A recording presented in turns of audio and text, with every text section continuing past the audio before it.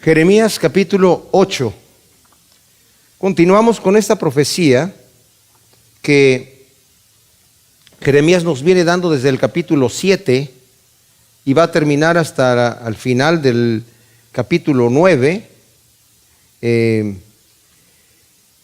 Y es una profecía que fue dada de las primeras profecías que dio Jeremías, cuando Jeremías era muy joven. Al principio del libro leímos que el Señor llama a Jeremías estando en una ciudad que estaba muy cerca a Jerusalén. Era ciudad de puros sacerdotes, él mismo era un sacerdote, muy jovencito, pero de cualquier manera de familia de sacerdotes. Y el Señor lo llama en su juventud y él estaba muy nervioso y le dice: Señor, yo soy muy joven. Y dice: no digas que soy joven y no digas que no sé hablar, porque yo te estoy enviando y lo que yo te ponga en tu boca para que digas, tú lo vas a decir. No tienes que inventar el mensaje. Lo que yo te diga que digas, y vas a tener que ir con valor. Vas a ir a una ciudad que ya está muy corrupta y vas a hablar lo que yo te diga, y no te pongas a temblar delante de ellos, porque si tú te pones a temblar delante de ellos con miedo, yo te voy a hacer temblar más. O sea, como que el Señor lo está llamando, desafiando a este jovencito, ¿verdad? Este joven profeta, a tomar de alguna manera el valor que Dios le está dando. Y muchas veces el Señor nos llama a nosotros a hacer cosas que son difíciles o tal vez para nosotros imposibles, pero cada vez que el Señor nos llama a hacer algo, Él nos capacita. Él nunca nos va a enviar sin capacitarnos. De hecho, cuando Él envió a sus discípulos, les dijo: yo los estoy enviando como ovejas en medio de lobos. Imagínense eso. Los estoy enviando como ovejas en medio de lobos, pero yo les voy a dar ese valor. Yo les voy a dar la autoridad. Y vemos como tremendos siervos de Dios, como dice Pablo en Romanos 8, en la aflicción, en la desnudez, en el peligro, en espada, en persecución, en todas estas cosas, somos más que vencedores por medio de aquel que nos amó. Y vemos grandes siervos de Dios que han sido capaces de hacer cosas tremendas porque van en el poder de Dios. Y Jeremías es enviado a Jerusalén. Ahora, en este momento Jerusalén está en una depravación terrible. Han venido varios reyes impíos, de vez en cuando salía uno más o menos justo, que hacía algunas reformas. Y justamente en este momento hay un rey justo, un joven, también es joven, debe haber tenido por ahí unos 30 años, 36 años el rey, en este momento que estamos leyendo este capítulo 8 de Jeremías. Jeremías debe haber tenido se calcula, unos 20, 21 años. Imagínense ustedes, un jovencito allí parado en el templo. Ahora, vean ustedes el trasfondo de la historia es que el pueblo de Israel se había corrompido completamente. Desde que se dividió el reino en Israel y Judá, en el sur, todos los de Israel estuvieron corruptos. Y los profetas les hablaron: si no se arrepienten, van a venir los enemigos y se los van a llevar, y ya se los habían llevado. Llegaron los asirios, que eran unos verdaderos terroristas, y se llevaron al pueblo. Y la manera en la que los mutilaban y los torturaban antes de llevárselos era realmente terrible. Y Judá vio eso durante el reinado de Ezequías, que era un rey que estaba haciendo lo correcto delante de Dios. Su padre había sido un rey que era muy malvado y cerró el templo, pero el hijo de Ezequías también fue el rey más malvado que hubo en Judá. Y después ya tenemos aquí a Josías en esta época, que era el bisnieto de Ezequías, y entró a reinar cuando tenía 8 años.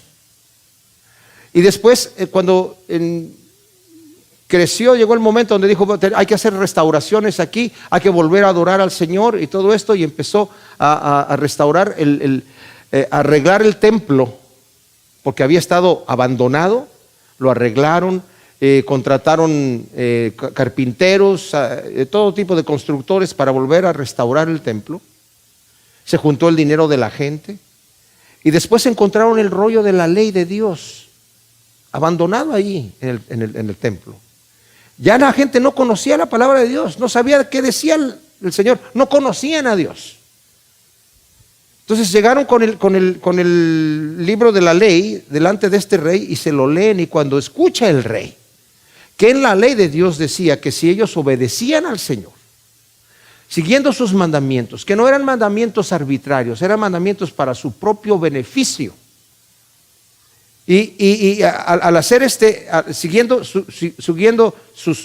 los mandamientos de Dios, les iba a ir bien. Y Dios los iba a bendecir.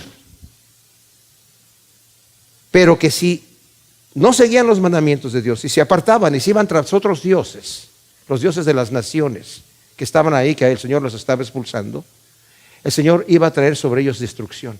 Cuando lee este rey esas cosas que estaban ahí, ya había hecho la restauración, pero entonces en ese momento dice: wow, esto está tremendo. Hemos pecado mucho más de lo que nosotros nos imaginábamos. Realmente hemos estado terriblemente mal. Y cuando ve este asunto, entonces recuerda y lee que el Señor había ordenado ciertas fiestas solemnes para que el pueblo las cumpliera. Y están en este momento a punto de celebrar la Pascua, una gran fiesta solemne.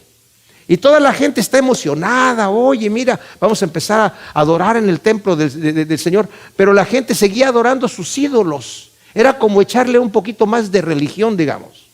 Ay, vamos a la iglesia porque está de moda ahorita ir al templo. Está de moda ir a la iglesia. Está de moda ir ahí a cantar unos cantos. Mira qué bonito el templo quedó. O sea, como la nueva cosa. Es lo que está en este momento. Y en este momento es donde está este jovencito profeta, cuando toda la gente está muy contenta entrando en el templo, ¿verdad? Diciendo: wow, mira, vamos a alabar al Señor y todo eso, pero a la vez seguían en sus idolatrías, que eran idolatrías que conllevaban la forma de adoración, orgías, depravaciones. Mataban a sus hijos, los ofrecían a Moloch. Los ofrecían, se los ponían en ese ídolo de fierro al rojo vivo, le ponían ahí los bebés que habían nacido, sobre todo en esas orgías, pero también sus hijos legítimos los ponían ahí.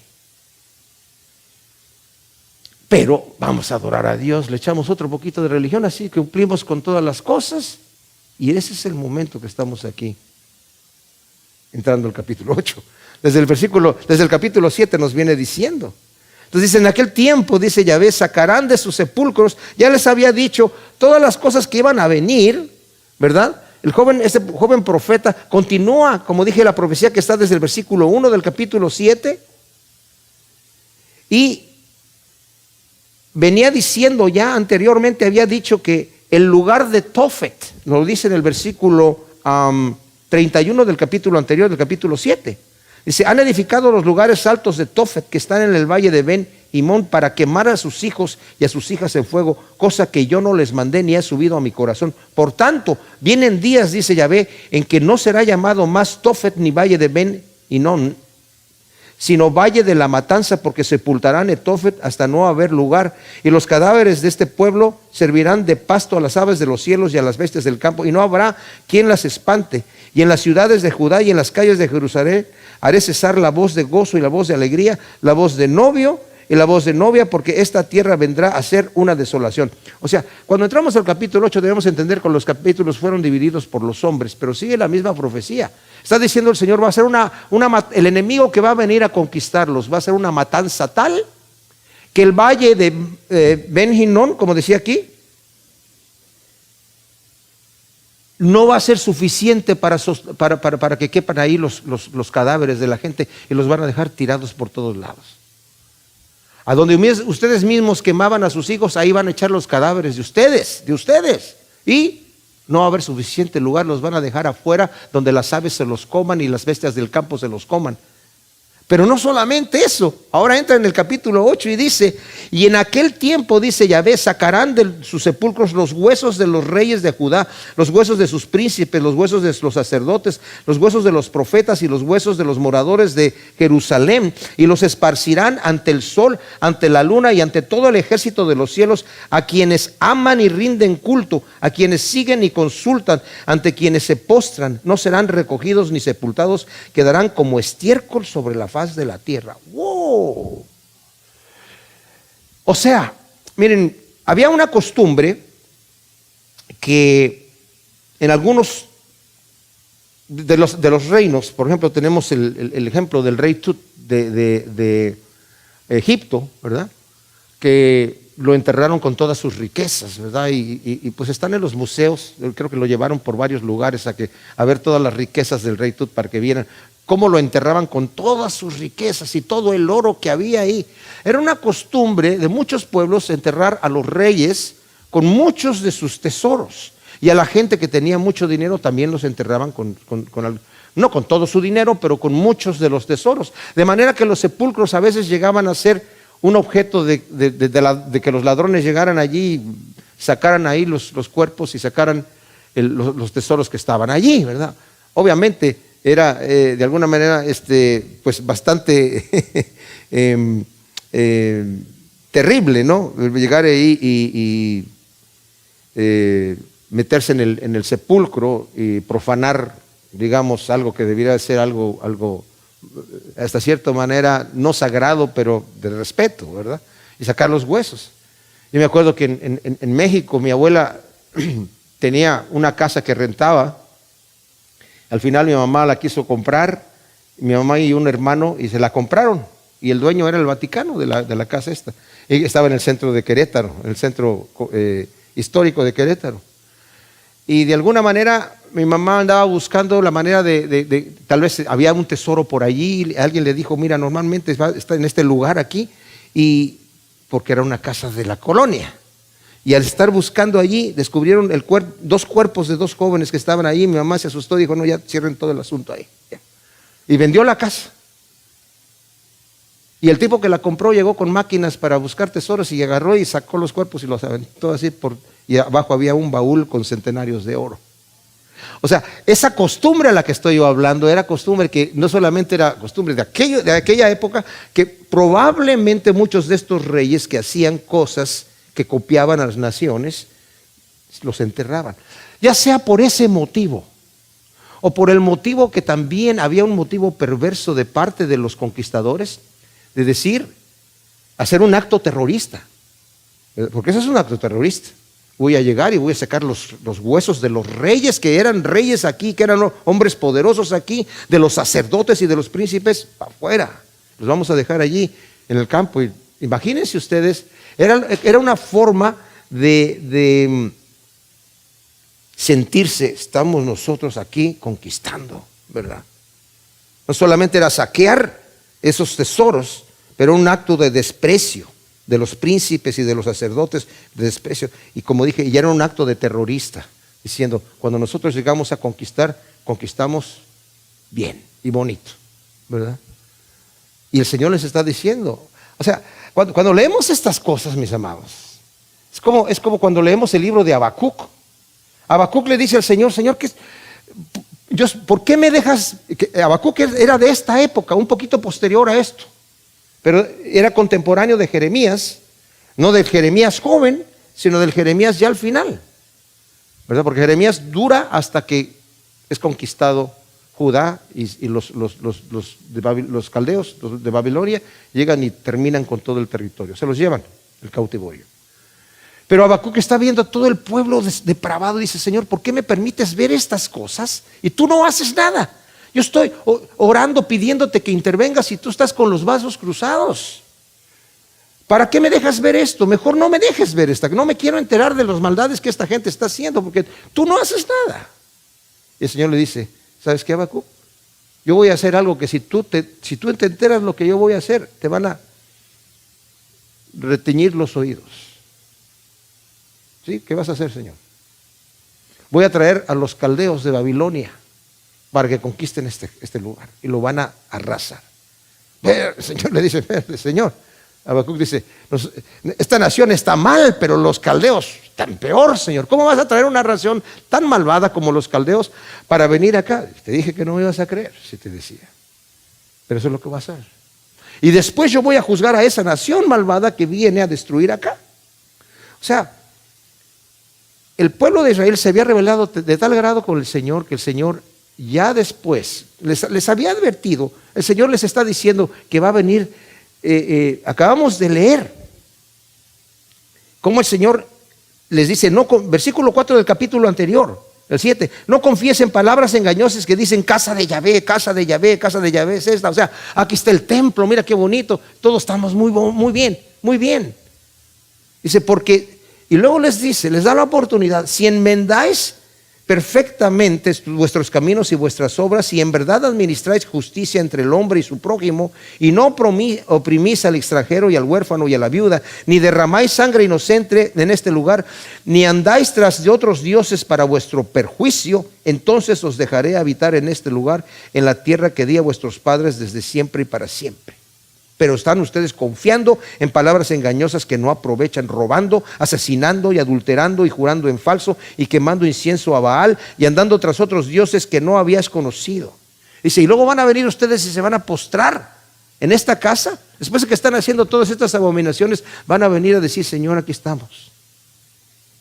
Al Señor no le interesa la religión, le interesa una relación, le interesa una entrega total. Claro, somos pecadores, pero tenemos que venir delante de Dios a decir, Señor, esto es lo que yo no tengo nada que ofrecerte, es todo lo que soy, yo soy aquí, no tengo nada, no califico, Señor. Sé propicio a mí que soy pecador. Bienaventurados los pobres de espíritu, porque de ellos es el reino de Dios. ¿Verdad? Esa es la pobreza de espíritu. Pero no, estos hombres no querían. Entonces el Señor les está diciendo, van a quedar esparcidos. Y dice, ¿ante quién van a quedar esparcidos los huesos? Ante las estrellas que ustedes están adorando. Nos parece ridículo, ¿verdad? Cuando pensamos en esas culturas primitivas que todavía existen, que se ponen a adorar el sol, ¿verdad? Los egipcios adoraban al sol. Y en esta época también adoraban al sol. Más adelante, aquí mismo, en Ezequiel, el Señor dice, ahí están estas mujeres que están adorando al sol. En esta época y posterior a esta época. La luna, adorando la luna, adorando las estrellas. Y nosotros podemos decir, pobrecitos, ¿verdad? No sabían mucho, ¿verdad? Adorando las estrellas. Pues el zodiaco está en todos los periódicos hispanos, en los canales de televisión. Necesito ver mi horóscopo porque si no, no sé qué va a pasar conmigo. Es lo mismo, es exactamente lo mismo, ¿verdad? Dice, ya que ustedes están adorando y consultando los astros y haciendo toda esta cosa, yo los voy a poner allí, sus huesos, delante de los ídolos que ustedes adoraban, ¿verdad? Qué tremenda cosa. Y el remanente que quede, dice el Señor, de toda esta perversa familia, preferirá la muerte antes que la vida en todos los lugares a donde yo los habré arrojado, y a los que queden, dice Yahvé Sebaot. O sea, a pesar de que el pueblo de Judá se creía seguro por el hecho de tener el templo restaurado y la gente iba a celebrar la Pascua, Jeremías les advierte que por la maldad e hipocresía de ellos, Yahvé ya determinó un castigo terrible y justo para ellos. Por la hipocresía. Están confiando de que tienen el templo ahí. La angustia será tal que la gente preferirá la muerte más que la vida, porque no porque tengan esperanza, fíjense bien, de una mejor vida después, sino porque están desesperados completamente por no hallar ningún sosiego en la presente. No porque se hayan arrepentidos.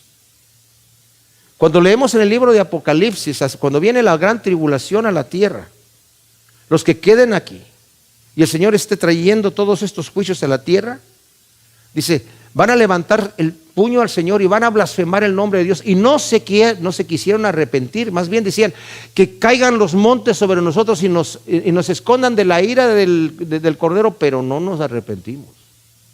Arrepentir para nada, nos morimos mejor. No porque tengan esperanza de tener una mejor vida, sino porque la que tienen ya no la pueden soportar.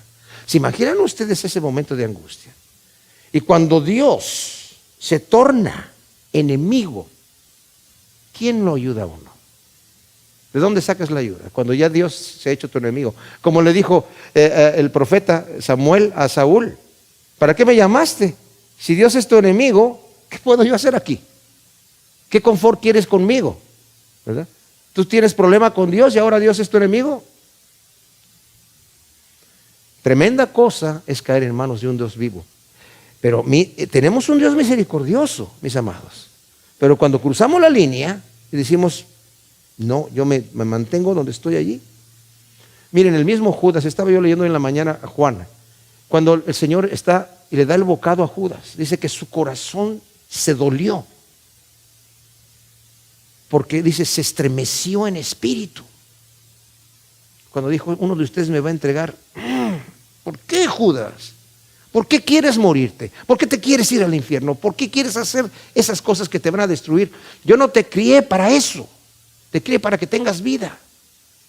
Dice el Señor en Ezequiel, al impío, ¿por qué has de morir? Dice el Señor. ¿Por qué has de morir? ¿Por qué no quieres vivir? ¿Por qué no te quieres arrepentir y andar en los buenos caminos que te van a dar la vida? ¿Por qué te quieres morir? Y todo, miren, es bien tremendo, pero es así. De Judas el Señor dijo, más le valiera no haber nacido. Wow, esa es una frase bien fuerte. Pero yo digo una cosa, cualquier persona que no entra en el reino de Dios, cualquiera, más le valiera no haber nacido. No solamente Judas. Entonces el remanente que van a quedar vivos, dice, en todos los lugares de los que Dios los haya arrojado, unos van a ser prisioneros en el país de sus enemigos, otros van a estar mendigando en el país vecino, otros van a ser fugitivos, otros van a ser vagabundos en su propio país. Ese es el juicio que dice aquí el capítulo, el versículo 3. Eso es lo que va a suceder. Y les dirás, dice el versículo 4, así dice Yahvé, el que cae no se levanta, el que se desvía no se devuelve. ¿Por qué apostata este pueblo? ¿Es Jerusalén apóstata perpetua? Se aferran al engaño y rehúsan volver. Wow. Yahvé le dice a Jeremías que haga entrar en razón al pueblo en asuntos corrientes de la vida, como dice al principio el primer capítulo de Isaías. Vamos a entrar a cuentas, vamos a entrar en razón. Si tus pecados fueren rojos como el carmesí, yo los voy a hacer blancos, pero entra en razón, entiende que el mal que tú estás haciendo, miren mis amados, nuevamente, los mandamientos de Dios no son arbitrarios. No es como me decía mi mamá, oye, ¿por qué de esto, mamá? Sí, ¿por qué? Porque yo digo. No, Dios no dice porque yo digo. Dios dice porque eso es lo correcto hacer. Porque si haces lo opuesto, te vas a destruir a ti mismo. Dios no necesita meter la mano para la destrucción del pecado. El pecado mismo destruye a la gente, solo. Pero dice, pero además, yo sí voy a meter la mano. Por el otro lado, si haces lo que yo te digo, te va a hacer beneficio y yo también voy a meter la mano para bendecirte más, ¿verdad? Dice, ¿acaso el que cae no se levanta? Este pueblo no está actuando correctamente, es irracional. ¿Que el que cae se queda tirado? ¿El que se desvía se sigue desviando? El que ya va perdido dijo, no, pues ya me perdí, pues ahora me sigo perdido. No están pensando correctamente. ¿Qué está pasando aquí? Dice, la apostasía no es un desvío, mis hermanos, cercano. No es es una senda opuesta que le da la espalda al camino que conduce a la vida y le da la cara al camino que conduce a la muerte. No es un desvío ligero. Es que me desvíe del camino. La apostasía es decirle a Dios, yo no quiero nada contigo, me voy para el otro lado. Wow, es tremendo. Es lo que este pueblo estaba diciendo. Dice, y dice el Señor, es Israel, Judá, apóstata perpetua, no se va a volver, no se va a levantar nunca, no se quiere levantar, no quiere regresar. O sea, está escuchando el mensaje, pero aquí me voy a quedar. Wow, rehúsan volver, aferrándose al engaño. El tentador mete al pecador en el engaño y lo detiene tan agarrado que él mismo se aferra a ese engaño, el pecador. Las excusas que presenta por sus pecados son también engañosas. Con todo, no quieren ser desengañados y por consiguiente rehúsan volverse. El enemigo nos engaña haciéndonos pensar que el pecado está bien, no hay problema. Y nos engañamos voluntariamente. La Biblia dice, Pedro, voluntariamente ignoran. Quieren ignorar voluntariamente los caminos de Dios. Quieren ignorar voluntariamente la verdad. Y van a tener que sufrir lo que viene por la rebelión, ¿verdad? La consecuencia. Dice la Escritura en Gálatas 6, no se engañen, Dios no puede ser burlado. Todo lo que el hombre siembre, eso va a cosechar. Esa es una ley que Dios ha puesto. En el versículo 6 del capítulo 8 de Jeremías continúa esta profecía. Jeremías, que jovencito de 21 años que está más o menos, se calcula, en el templo hablándole a la gente que está entrando, supuestamente, según ellos, adorar al Señor, pero con hipocresía. Y son unas palabras tan tremendas que la verdad me sorprende que este jovencito tuviese ese valor, ¿verdad? Que se imaginen ustedes, bueno, fue atacado y tuvo que padecer muchísimo. De hecho, en su ministerio no tuvo conversos. Nadie se convirtió en la época de Jeremías. Nadie lo escuchó, pero nosotros lo estamos escuchando ahora. El Señor le dijo, yo te voy a enviar para que les hables a ver si te escuchan. Y les dice, pero ¿sabes qué? No te van a escuchar, pero igual les vas a hablar. Y ahí está ese jovencito ahí hablando estas cosas y la gente va entrando al templo diciendo, ¿y este muchachito qué está haciendo aquí? ¿Por qué está gritando tan fuerte? Dicen, venimos nosotros a adorar a Dios. Pero está hablando palabras tremendas y de juicio terrible, ¿verdad? Y el Señor les había dicho, no, ustedes no se quieren levantar, ustedes son un pueblo que son apóstatas y se mantienen en rebeldía, se han desviado, no se quieren regresar, se han caído y no se quieren levantar. Luego el versículo 6 les dice, he estado atento y he escuchado, no hablan rectamente, no hay quien se arrepienta de su maldad y diga, ¿qué he hecho? Cada cual se vuelve a su carrera como corcel desbordado en la batalla.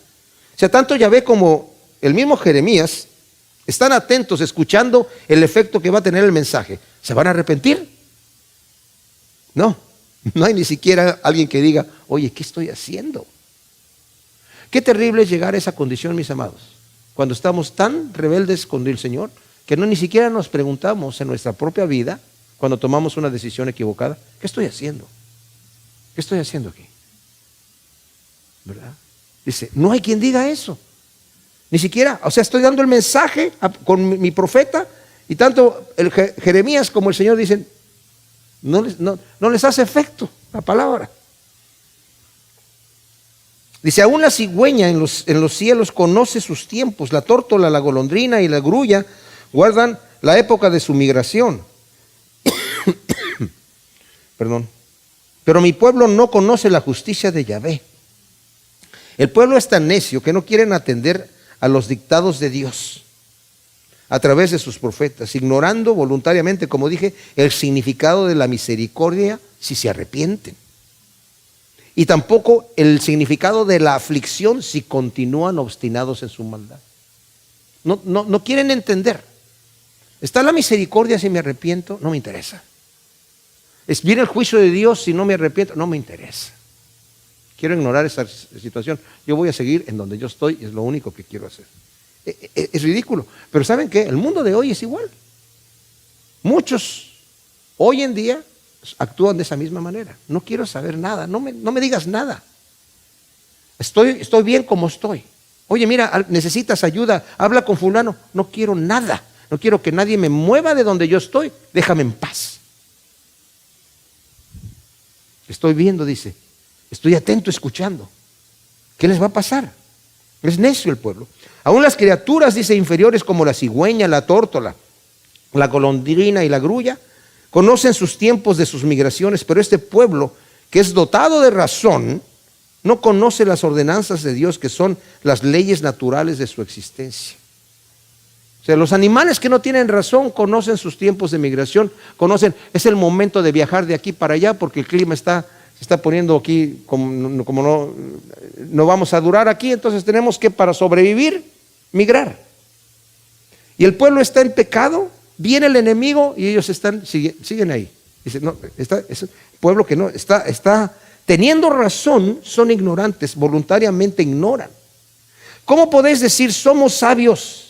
La ley de Yahvé está con nosotros cuando la pluma engañosa del escriba la ha convertido en mentira. Los sabios están avergonzados, turbados y atrapados. Rechazaron con desprecio la palabra de Yahvé. ¿Qué sabiduría pues podrá haber en ellos? El pueblo se creía sabio porque tenían la ley de Dios, pero no la cumplían. Santiago dice, ¿de qué te sirve escuchar la palabra de Dios si no la pones por obra? Es como aquel que se mira en el espejo y después se va y se olvida cómo es. O sea, yo puedo llegar, estar sentado oyendo la palabra de Dios, un mensaje, wow, me tocó muy fuerte el Señor ahí. Y me vuelvo y continúo en mi camino como estoy, ¿verdad? Dice, ellos dicen que son sabios, tenemos a la palabra de Dios, pero no la están cumpliendo. Y cuando habla de la pluma mentirosa, se refiere a los sacerdotes y a los falsos profetas que enseñaban al pueblo prácticas contrarias a la ley y registraban sus interpretaciones como si fuera palabra de Dios. Por eso el Señor también les dice, ¿verdad? Hay de vosotros, escribas y fariseos, que han con sus tradiciones invalidado el mandamiento de Dios. Y escribieron esas tradiciones a las cuales les daban la misma autoridad de la palabra de Dios o aún mayor a veces. Dice, dice que tenemos aquí la ley, pero tienen a sus intérpretes que dicen, bueno, es que eso no es como dice allí, ¿verdad? Tampoco no es así, ¿verdad? Hay que hacer la modificación. Y es impresionante hoy en día lo que se ve en diferentes iglesias, cómo manipulan las escrituras para darle la interpretación que ellos quieren darle, ¿verdad? Sacando fuera de contexto las cosas para que digan lo que ellos quieren decir. Y toman la escritura como un abogado toma la Constitución, las leyes, tanto para defender como para condenar. O sea, yo quiero de manera, a ver cómo le hago, ¿verdad? ¿Quieres comprobar que Dios no existe? La Biblia dice que Dios no existe. ¿O de veras? Sí. Dice el necio en su corazón, no hay Dios. Pero no le leas, dice el necio en su corazón, nada más léele. Aquí dice, no hay Dios. Oh, pero no le lees lo demás, ¿verdad? O sea, sacando fuera de contexto. La Biblia si yo la tomo fuera de contexto, puedo hacer que la Biblia diga cualquier cosa, ¿verdad? Cualquier cosa. Entonces dice el versículo 10. Por tanto, daré a otros sus mujeres y sus campos a los conquistadores, porque desde el pequeño hasta el grande, todos ellos son dados a ganancias deshonestas. Desde el profeta hasta el sacerdote, todos ellos practican el engaño. Pretenden curar con ligereza el quebrantamiento de mi pueblo, diciendo paz, paz, cuando no hay paz. Se avergüenzan cuando cometen abominaciones, ni se avergüenzan ni conocen el sonrojo, pues caerán con los demás caídos, tropezarán el día de su visitación, dice Yahvé. De cierto acabaré con ellos, dice Yahvé. No habrá racimos en la vid, ni higos en la higuera, hasta las hojas se habrán marchitado, y lo que les di pasará de ellos. Ahora, estos versículos casi son idénticos a los versículos de los versículos 10 y 12, a los del capítulo 6, del versículo 12 al 15, donde dice sus casas serán entregadas a otros juntamente con sus campos y sus mujeres, porque extenderé mi mano contra los habitantes de esta tierra, dice Yahvé, pues desde el más pequeño hasta el más grande, todos ellos codician ganancias deshonestas, desde el profeta hasta el sacerdote, todos ellos practican el engaño y livianamente curan la llaga de mi pueblo, diciendo paz, paz, cuando no hay paz. ¿Acaso se avergüenzan cuando cometen abominaciones? No, ciertamente de nada se avergüenzan, ni aún saben ruborizarse, por tanto caerán entre los que caen, al tiempo que yo los visite, serán derribados, dice Yahvé. O sea, imaginémonos a este joven profeta que está diciendo esas cosas y las repite y las repite otra vez. Y la gente dice, oye, pero eso ya lo escuché la otra vez que vine aquí, el domingo pasado, ¿verdad? Porque la gente no entiende. Entonces la repetición viene, el juicio otra vez, lo mismo. Dicen hay paz, paz, cuando no hay paz. Y es terrible, mis amados, porque el juicio cuando viene de parte de Dios es tremendo. Ya que todos desde el pequeño hasta el más grande eran dados a ganancias deshonestas, el juicio de Yahvé viene entregando sus campos y sus mujeres como esclavas a los conquistadores. Aún los profetas y los sacerdotes practicaban el abuso y el engaño. En Miqueas 3, del 11 al 12, está hablando el Señor en juicio contra los sacerdotes y los profetas, diciendo, ustedes están profetizando por dinero, y a los sacerdotes ustedes están haciendo sus servicios por dinero. Wow. Y son servicios engañosos además. El engaño eran las falsas promesas de paz cuando ya el enemigo venía en camino. O sea, el enemigo ya había entrado por Dan y ya iba por el centro de Efraín. Y la gente está diciendo paz, paz. La depravación era tal que en lugar de avergonzarse de su maldad se enorgullecían. O sea, no es que ni siquiera sabían ruborizarse.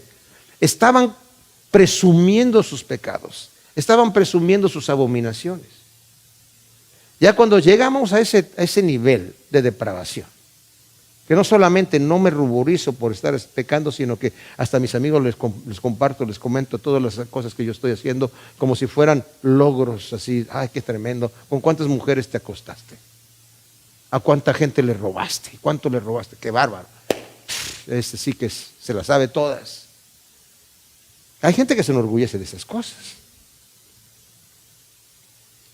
Dice, debido a su desvergüenza van a ser consumidos de todo, de manera que la abundancia que disfrutaban en Judá pasará de ellos. Por eso dice el versículo 13, ya no habrá racimos en la vid ni higos en la higuera, hasta las hojas se habrán marchitado. Y lo que les di va a pasar de ellos, se los voy a quitar. Wow. Tremenda cosa. Luego dice el versículo 14, ¿qué hacemos aquí sentados?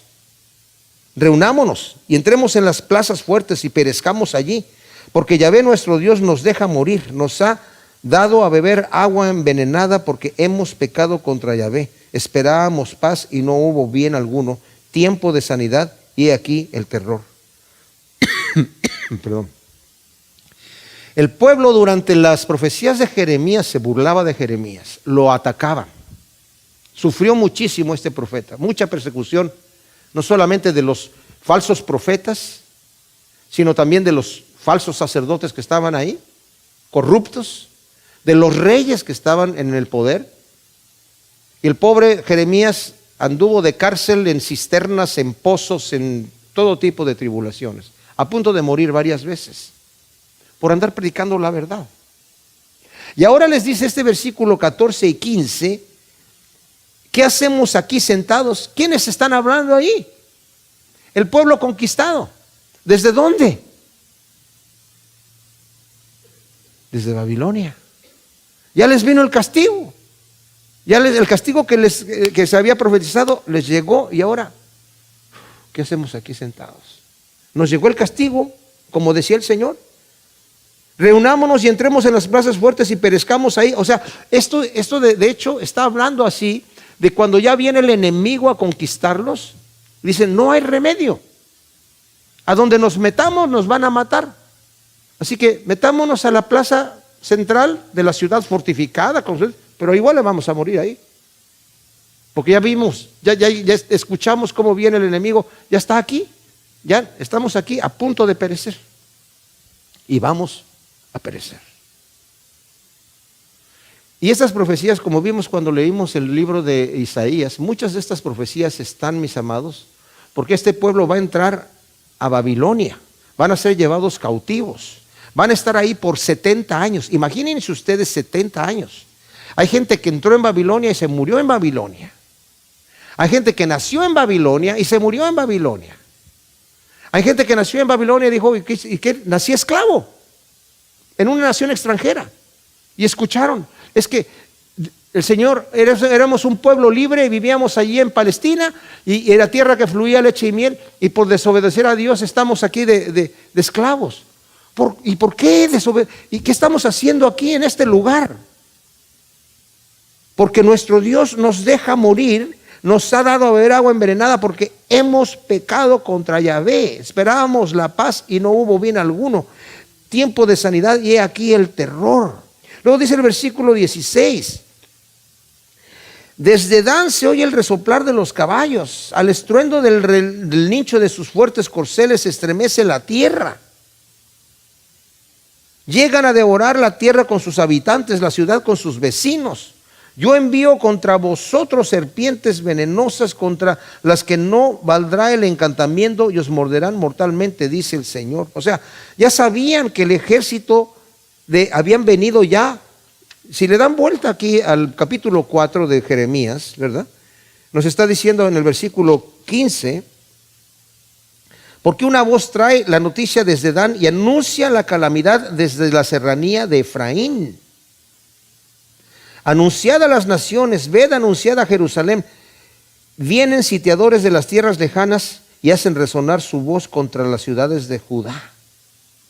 como guardas de campo la rodean, porque se ha rebelado contra mí, dice Yahvé. O sea, ya entraron por el norte del territorio, por Dan, y ya están en el centro del territorio por Efraín. Se oye el sonido de sus trompetas de sus caballos, el relincho de sus caballos. Está entrando. Pero cuando el profeta les está hablando estas cosas, como cuando estudiamos el capítulo 4, el pueblo de Israel dice: no, esto no pasa nada. Tenemos aquí el templo del Señor.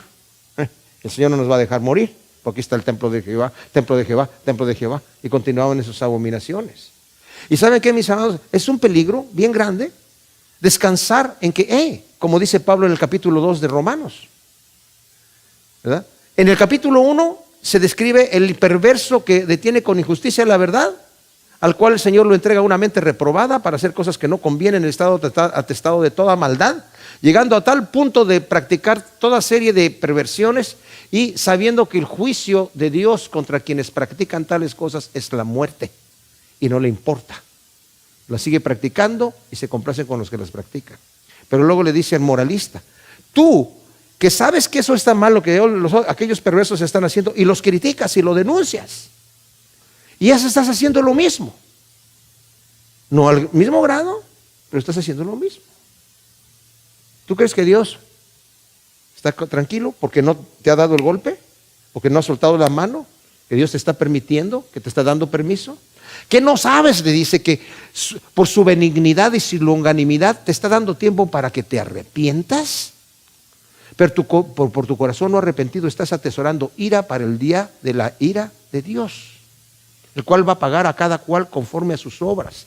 Al que bien ha hecho vida, honra e inmortalidad, y al que mal, juicio, y como dice Daniel, confusión perpetua, lloro y crujir de dientes. Esto es real, esto es una cosa real. No estamos hablando de una historia de cuentos de hadas. No estamos hablando de que a ver que si lo crees y que si no lo crees. Es una realidad que viene. Hay un Dios que nos ha creado con un propósito bueno, y si nosotros no queremos ese propósito bueno, vamos a terminar con el propósito que nosotros escogimos, ¿verdad? Y no es bueno. Y aquí el Señor está diciendo: ya viene el juicio de Dios. Lo estás ignorando. ¿No te das cuenta que por el hecho de que está llegando el ejército por allí, te está dando tiempo de que tú te arrepientas? Y por eso, como leímos en el capítulo 7, el versículo 3, así dice Yahvé: enmendad vuestros caminos y vuestras obras, y os dejaré habitar en este lugar. No queremos enmendar nuestros caminos, y vamos a habitar en este lugar. Y el Señor dice: no, si no enmiendan sus caminos, no van a habitar en este lugar. Ya se oye desde Dan, y van a venir por ustedes. Yo envío contra vosotros serpientes venenosas, dice el versículo 17, contra los que no valdrá el encantamiento, y los van a morder. O sea, yo controlo toda la naturaleza, y si ustedes no se arrepienten, como han sido un pueblo escogido, seleccionado para dar testimonio de un Dios santo al mundo perverso, y no quieren enmendar sus caminos, van a tener que sufrir las consecuencias del juicio. Ahora, esto a mí me hace temblar como ser humano, porque Dios es misericordioso, mis amados. Y Dios no nos pide hacer nada que Él no nos ayude a hacer. El Señor no nos pide ninguna cosa que Él no nos dé la fuerza para hacerlo. Y lo que tenemos que hacer, como dije yo en el mensaje anterior, el arrepentimiento no es: yo me arrepentí allá aquel día, ¿verdad? Y delante del Señor, y me acuerdo del día que yo me postré delante del Señor y me arrepentí. El arrepentimiento es 24/7, cada segundo, cada minuto, todo el tiempo. Es un constante: Señor, ayúdame, Señor. Porque el Señor sabe que somos polvo, y la lucha es constante hasta que lleguemos a aquel día. Entonces, constantemente tengo que venir y arreglar cuentas delante de mi Dios. Y sobre todo cuando dice la Escritura, cuando sabemos que ese día se acerca, porque estamos más cerca de nuestra salvación que cuando creímos. Ya se oye el enemigo que viene desde allá para los que no se arrepienten, pero hay un remanente. Nosotros aquí somos el remanente, mis amados, si estamos sinceramente buscando al Señor, ¿verdad? Pero si no, viene el estruendo, vienen las víboras venenosas, como dice aquí, ¿verdad? Y el mismo Señor ahora está contra el pueblo rebelde. La Escritura dice, si Dios es por nosotros, ¿quién contra nosotros? ¿Verdad? Romanos 8. Pero si Dios se torna enemigo, ¿quién nos podrá librar? Aunque tenga consuelo, dice el versículo 18, en la aflicción mi corazón desfallece dentro de mí. Al oír el lamento de la hija de mi pueblo desde una tierra lejana. ¿No está Yahvé en Sión? ¿No está en ella su rey? ¿Por qué habéis provocado con imágenes esculpidas, con vanidades? Dice, ¿por qué me habéis provocado, dice el Señor, con imágenes esculpidas y con vanidades extrañas? Pasó la siega, se acabó el verano y nosotros no hemos sido salvos. O sea, Jeremías se lamenta él mismo al percibir el cautiverio de Israel en Babilonia, diciendo, es tan grande el dolor que siento que mi corazón desfallece, dice la revisión de Reina Valera contemporánea. O sea, tengo tanto dolor que mi corazón desfallece. Israel se lamenta estando en la dispersión en Asiria y en Babilonia también. Y Yahvé le responde que a pesar que Él es su rey y su Dios, su pueblo lo provocó con imágenes esculpidas y vanidades extrañas. Y en el versículo 20 vemos la desesperación y el dolor del pueblo que va a pasar estos 70 años allá en Babilonia. Más adelante, en otra profecía más adelante, es donde nos va a decir exactamente que van a estar 70 años allá, ¿verdad? El mismo Jeremías. Y luego el versículo 21 dice, por la llaga de la hija de mi pueblo estoy quebrantado, me he visto de luto, atenazado de espanto. ¿No hay bálsamo en Galad? ¿No hay médicos ahí? ¿Por qué entonces no se cierran las heridas de la hija de mi pueblo? Nuevamente Jeremías se lamenta al considerar el severo castigo del destierro de Israel, de la tierra prometida, a llegar a ser esclavos en tierra ajena. El Señor los había metido en un lugar privilegiado, en un paraíso. Y ellos estaban confiados, aquí está todo bien. No va a pasar nada porque nunca ha pasado nada. Y aunque han venido enemigos, aquí continuamos bien, todos estamos bien. Y ahora dice, van a estar fuera de su lugar, de su libertad, a ser esclavos en tierra ajena. Esa va a ser la realidad del pueblo. Dice, por eso me he visto de luto, dice aquí. La tristeza del profeta se agrava al ver las heridas de Israel que aunque pudieron haberse sanado con el bálsamo de la medicina de Galad, ellos rehusaron escuchar las palabras de misericordia de Yahvé que los llamaba al arrepentimiento para recibir perdón y liberación. Miren, a propósito, en Galad estaba yo viendo, me metí a Google y hay un bálsamo de la tierra de aquel lugar que es medicinal y tiene muchas propiedades. Pero aquí lo está utilizando en cierta manera, no tanto para utilizar el bálsamo en las heridas, ¿me entiendes? Sino, el Señor les está dando el bálsamo para que sanen, para que se levanten, para que se arrepientan. Y no importa la condición de cada persona, hoy en este momento, el Señor tiene la solución. No importa el calibre de nuestro pecado, si venimos delante del Señor y la destrucción que hayamos hecho de nuestra vida, en el momento que venimos delante del Señor le decimos, Señor, aquí estoy. Vengo tal como soy. El Señor me levanta, me sana y me restaura completamente. Hay bálsamo en la mano de Dios para mi vida, para mi espíritu, para mi alma. Dice, dice, ¿qué no hay bálsamo ahí? ¿Que no había médicos ahí para sanar a mí? ¿Por qué el pueblo se mantiene esas heridas y por qué no quiere sanar sus heridas? ¿Por qué continúa en su rebelión diciendo, yo me quedo aquí pudriéndome? Y el castigo tiene que venir, mis amados, porque el amor de Dios por el pueblo es tan grande que tiene que sacar de ahí un remanente. Dios no se da por vencido. Pero como dice el Salmo 32, no seas como el mulo sin entendimiento, que hay que refrenarlo con freno. Yo te quiero guiar con mis ojos. Obedece, es por tu propio bien.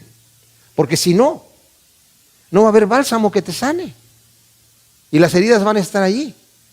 Porque no te quiero, dice el Señor, ver muerto. Te quiero ver vivo, ¿verdad? Y a veces el Señor tiene que usar la mano, ¿verdad? Pero no la quiere usar. Y desafortunadamente en el caso de Israel la tuvo que usar. Gracias, Señor, te damos por tu palabra. Te pedimos que tú siembres estas cosas, Señor, en nuestro corazón. como enseñanzas y una semilla que produzca su fruto al 100 por uno en el nombre de Cristo. Amén.